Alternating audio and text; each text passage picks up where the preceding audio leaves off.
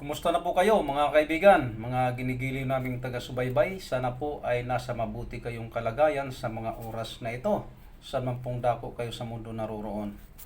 Sa umagang ito mga kaibigan ay atin pong sagutin ang isa pong tuligsa ng isang mangangaral sa loob ng Seventh-day Adventist patungkol po sa pagkatao ng ating Panginoong Hesukristo o tunay na kalagayan.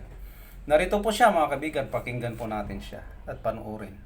Siya at ang Ama ay iisa, hindi po dalawa. Dalawa yung kanilang persona ng Ama at persona ng Anak. Pero hindi maling kilalanin silang iisa sapagkat Diyos. Sapagkat yung kakayahan ng Diyos Ama ay kakayahan din ng ating Panginoong Hesukristo. Ito po yung dahilan. Ito yung hindi maunawaan ng mga tumututol sa pagka-Diyos ni Kristo.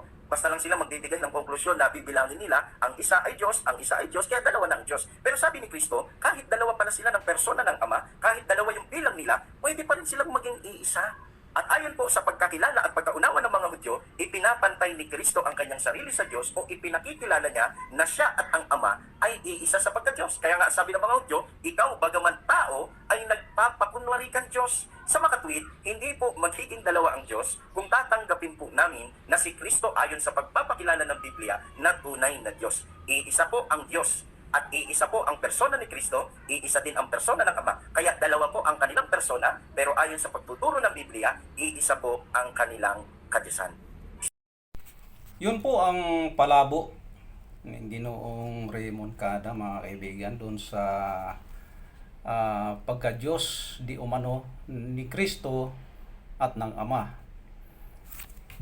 Isang Diyos Ama at isang Diyos Anak. Kung atin po kasing suriin ang kanilang aral mga kaibigan, hindi lang Diyos Ama, hindi lang Diyos Anak, meron pa po silang Diyos Espiritu Santo. Kumbaga, Trinity po ang kinopya ng mga Seventh-day Adventist doon sa aral po ng Katoliko, na sa aral ng Katoliko ay Trinity din po ang kanilang pagkakilala sa ating Panginoong Diyos. Diyos Ama, Diyos Anak at Diyos Espiritu Santo. Pero sa pagkakataong ito, Diyos Ama at Diyos Anak lang ang binabanggit ng Seventh-day Adventist na sinabi ni Kristo, ang sabi niya, ako at ang Ama ay iisa. Kaya, konklusyon nila, iisa sa pagka-Diyos. At mayroon pa siyang sinabi, isa-isahin natin, na kapantay daw ng Diyos si Kristo. Dahil si Kristo, kung ano ang magagawa ng ating Panginoong Diyos, ay magagawa din umano ng ating Panginoong Hesukristo. Alam niyo po, dito po sa talatang ito na Juan 10:30, marami po dito ang gumagawa ng milagro eh. Bakit? Sapagkat ang binabasa lang nila mga kaibigan ay ang Juan 10:30. At pagkatapos na sinabi ni Kristo dito na ako at ang Ama ay iisa. Pagkabasa nilang ng ganun mga kaibigan, mga kapatid, ay binibigyan na nila agad ng konklusyon na iisa di umano sa pagka-Diyos. Mga kaibigan, nung sabihin ba ni Kristo na iisa, ako at ang Ama ay iisa, sa pagka-Diyos po ba ang ibig sabihin nun ng ating Panginoong Hesukristo? Dito ilalantad natin mga kaibigan ang katotohanan. Kung ang sinasabi ba ni Kristo ay patungkol sa iisang Diyos, ang mahirap sa kanila ay bumabasa sila ng Biblia mga kaibigan at pagkatapos gumagawa sila ng sariling konklusyon o paliwanag. Dapat po kasi pag binasa natin ang Juan 10:30 na ako at ang Ama ay iisa, hindi ka dapat magpapaliwanag mga kaibigan. Hayaan po natin na Biblia rin po ang magpapaliwanag. Kaya ito, basahin muna natin ang Juan 10:27 at ituloy natin sa 30 para malinaw mga kaibigan, mga ginigiliw naming taga-subaybay. Kung ano ang ibig sabihin ni Kristo nung sabihin niya na ako at ang Ama ay iisa. Narito, Juan 10:27, ituloy natin hanggang 30. Ganito po ang ating matutunghayan. Dinirinig ng aking mga tupa ang aking tinig, at sila'y aking nakilala, at sila'y nagsisunod sa akin. At sila'y binibigyan ko ng walang hanggang buhay. At kailanmay hindi sila malilipol at hindi sila aagawin ng sino man sa aking kamay. Ang aking Ama na sa kanila ay nagbigay sa akin ay lalong dakila kaysa lahat at hindi sila maaagaw ninuman sa kamay ng Ama. Ito po mga kaibigan ang sinasabi ng talata. Ituloy natin sa 30. Ako at ang Ama ay iisa.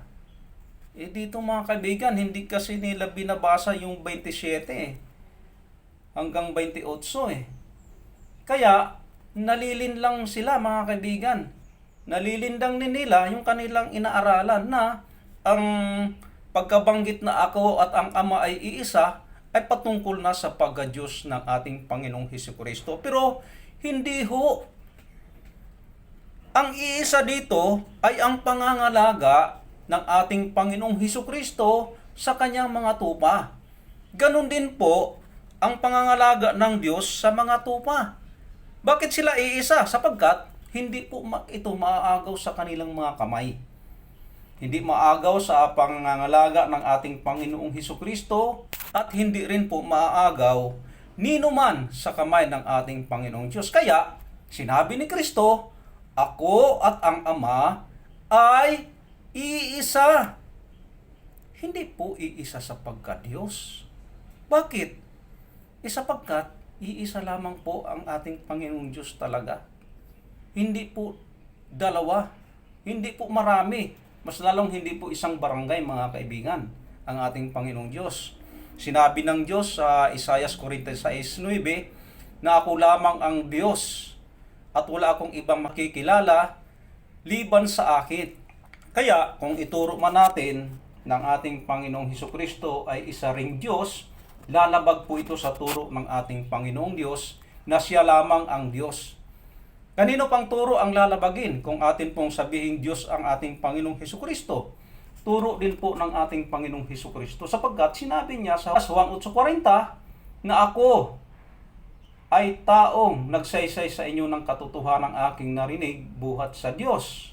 Kaya, tao po ang ating Panginoong Hesukristo. Ayon din po sa mga apostol. Sa 1 Timoteo 2:5 na ang ating Panginoong Hesukristo ay isang tao na tagapamagitan sa Diyos at sa mga tao. Kaya, hindi po maaring magiging Diyos ang ating Panginoong Hesukristo. Lalabag po yun sa aral ng ating Panginoong Diyos at lalabag din po yun sa aral ng ating Panginoong Hesukristo mismo. Ngayon, meron pa siyang sinasabi kung bakit Diyos ang ating Panginoong Hesukristo. Sapagkat, ano daw ang magagawa ng ating Panginoong Diyos ay magagawa rin ng ating Panginoong Hesukristo. Mga kaibigan, nagtuturo po ng kasinungalingan ang taong ito. Hindi po totoo yun na ang magagawa ng ating Panginoong Diyos ay kaya rin pong gawin ng ating Panginoong Hesukristo. Ito ang pruweba, Mateo 24:36, mga kaibigan, ganito po ang ating mababasa. Ngunit tungkol sa araw at oras na iyon, ay walang nakakaalam, kahit ang mga anghel sa langit o maging ang anak man. Ang Ama lamang ang nakakaalam nito. Mga kaibigan, doon po sa sinasabi ng taong ito na kaya Diyos ang ating Panginoong Hesukristo ay sapagkat kaya niya na gawin kung ano ang makakayang gawin ng ating Panginoong Diyos. Mali po. Hindi po kaya ng ating Panginoong Hesukristo na alamin kung kailan siya muling babalik dito sa sanlibutan, mga kaibigan. Kahit na ang mga anghel. Sino lamang ang sinasabi ng Biblia na nakakaalam sa pagbabalik ng ating Panginoong Hesukristo? Ay sinabi ng Biblia na ang Ama lamang ang nakakaalam nito. Kaya mali pong sabihin ninuman, mga kaibigan, na kaya Diyos ang ating Panginoong Hesukristo dahil kaya niyang gawin kung anuman ang kaya ng ating Panginoong Diyos. Mali po. Hindi po kaya ng ating Panginoong Hesukristo na alamin kung kailan siya muling babalik dito sa sanglibutan.